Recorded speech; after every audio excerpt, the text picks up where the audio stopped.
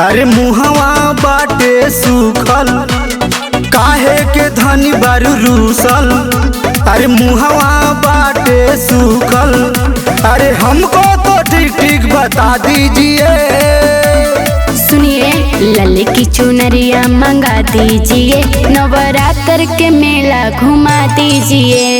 लल की चुनरिया मंगा दीजिए, दशहरा के मेला घुमा दीजिए।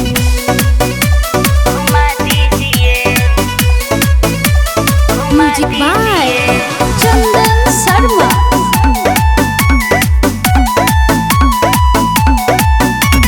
माई के भावे लाड़हुल के फुलवा, ले आइहा धूप दीप और सुनर फलवा।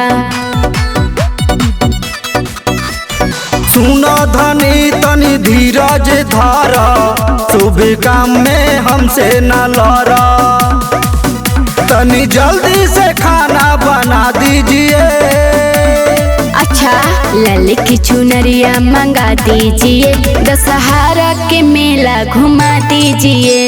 लल की चुनरिया मंगा दीजिए, नवरात्र के मेला घुमा दीजिए।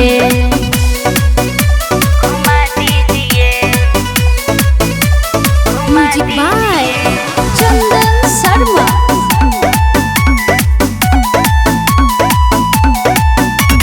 देमा प्रसाद पिया कोरा न माना, मैया रानी के बन जा तू हूँ दीवाना। अभी तो बाटे हमरा पैसा के कमी, बात तू बुझा बबुआ के मम्मी। तनी थोड़ा सा आप मुस्कुरा दीजिए। अच्छा लल की चुनरिया मंगा दीजिए, दशहरा के मेला घुमा दीजिए।